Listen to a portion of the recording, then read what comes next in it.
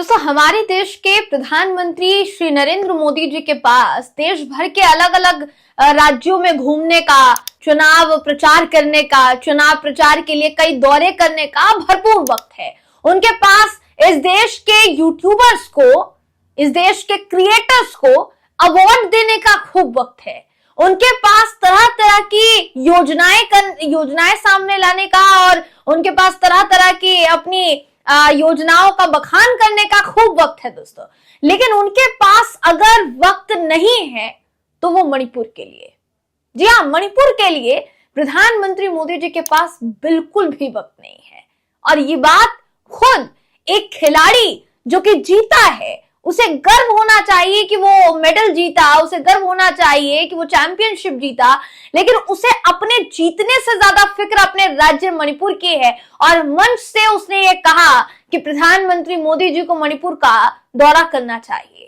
मंच से कहते हुए वो खिलाड़ी भावुक हो गया। मैं आपको बताऊंगी दोस्तों कि उस खिलाड़ी का नाम क्या है और उसका वीडियो सोशल मीडिया पर किस दावे के साथ वायरल हो रहा है, सब कुछ बताएंगे आपको इस खबर में। आखिर तक इस वीडियो को जरूर देखिएगा। नमस्कार दोस्तों, मेरा नाम है जयंती झा और आप देख रहे हैं दी कंटाप। दोस्तों, मणिपुर पिछले तकरीबन एक साल से हिंसाग्रस्त है। लगातार वहां हिंसा हो रही है। वहां जो जवान सुरक्षा में लगाए गए हैं, जो पुलिसकर्मी हैं, उनकी भी जान सुरक्षित नहीं है, उनकी जान भी खतरे में है। लेकिन कोई सुध नहीं है मणिपुर की, जबकि वर्तमान में सरकार भाजपा की है, केंद्र में भी भाजपा की सरकार, मणिपुर में भी भाजपा की सरकार। बावजूद इसके उस राज्य के लोगों को इस कदर अलग थलग कर दिया गया है दोस्तों, इस कदर उस राज्य के लोगों को हटा दिया गया है, किनारे लगा दिया गया है कि मानिए मणिपुर इस देश का हिस्सा ही ना हो। किसी वक्त में मणिपुर एक अटूट हिस्सा माना जाता था दोस्तों देश का, लेकिन आज के वक्त में मणिपुर का नाम तक हमारे देश के प्रधानमंत्री जी से लेकर हमारे देश के तमाम मंत्रियों की जुबान पर नहीं आता दोस्तों। क्या वजह हो सकती है, ये बात तो समझ में नहीं आती, लेकिन इस बात को धीरे धीरे मणिपुर की जनता भांपने लगी है और मणिपुर के लोग खुलेआम मंच से प्रधानमंत्री मोदी जी को विनम्र निवेदन कर रहे हैं कि मोदी जी कृपया करके मणिपुर का एक बार ही सही लेकिन कम से कम दौरा कर लीजिए। मैं आपको बिना देर के दोस्तों वो सबसे पहले दावा दिखाती हूं कि वीडियो कौन सा शेयर किया जा रहा है और वीडियो के जरिए दावा क्या किया जा रहा है। आम आदमी पार्टी से लेकर कांग्रेस और कांग्रेस से लेकर कांग्रेस के तमाम कार्यकर्ताओं ने, यानी कुल मिलाकर कह सकते हैं आप विपक्ष ने इस वीडियो को शेयर किया है। और इस वीडियो को शेयर करने के साथ साथ हमारे देश के प्रधानमंत्री जी और देश की सत्ताधीन पार्टी भाजपा पर निशाना साधा है। आम आदमी पार्टी ने ट्वीट किया है, 1 साल हो गए,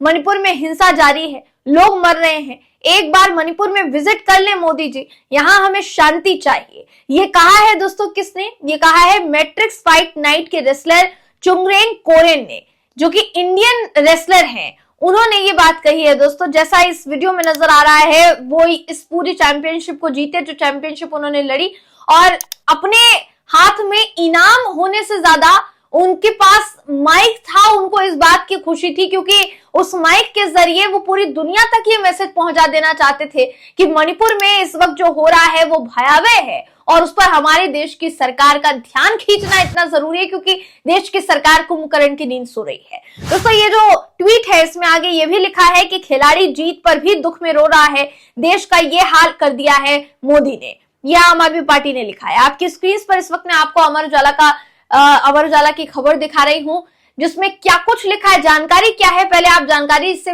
जुड़ी सुन लीजिए कि ये खिलाड़ी कौन है और किस दौरान उन्होंने ये बयान दिया है।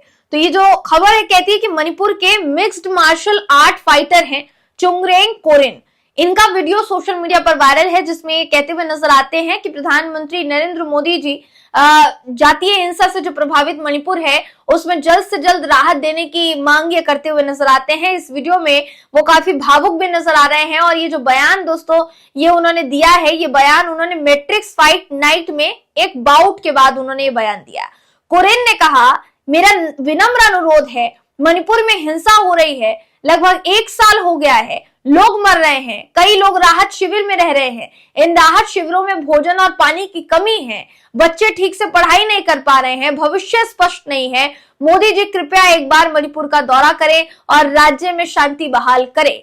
ये जो वीडियो है सोशल मीडिया पर वायरल है। हालांकि अमर उजाला ने इस वीडियो की पुष्टि नहीं की है दोस्तों, कांग्रेस ने भी ये वीडियो साझा किया है और आम आदमी पार्टी ने भी ये वीडियो साझा किया है। तमाम जो नेता, तमाम जो कार्यकर्ता या तमाम जो पार्टियां इस वीडियो को शेयर कर रही हैं वो विपक्षी, माफ कीजिएगा, सत्ताधीन पार्टी भाजपा पर निशाना साध रही है। लेकिन हैरानी की बात है दोस्तों कि जब जब मणिपुर की बात आती है, भारतीय जनता पार्टी के नेतागण, भाजपा के बड़े बड़े दिग्गज नेता, केंद्रीय मंत्री, प्रधानमंत्री जी तक, सबके मुंह में, मतलब आप समझ लीजिए कि दही जम जाती है। इनके मुंह से कुछ नहीं निकलता। इस पूरे वीडियो पर अभी तक टिल डेट कोई प्रतिक्रिया नहीं आई है भाजपा की तरफ से, जबकि आनी चाहिए ना।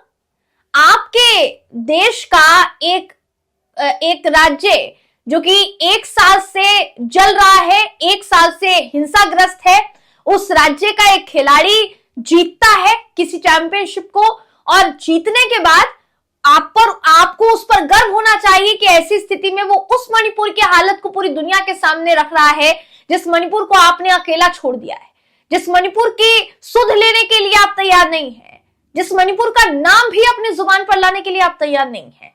मणिपुर के लोगों की गलती क्या है दोस्तों? 200 से ज्यादा लोग अभी तक मणिपुर के इस पूरे हालत में मारे जा चुके हैं।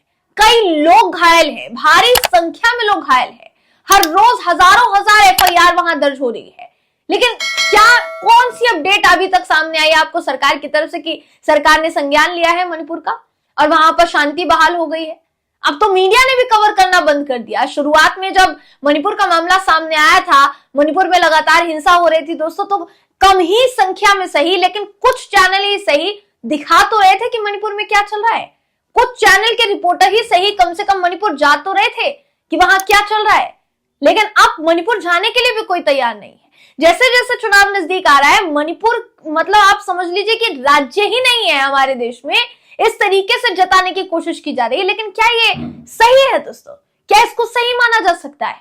मणिपुर के लोगों ने तो यही सोचकर अपने राज्य की सरकार को चुना होगा ना कि आने वाले कई साल तक वो इसी तरह बेखौफ होकर अपनी लड़ाई लड़ते रहेंगे, इसी तरह बेखौफ होकर शांति भरा जीवन यापन करेंगे।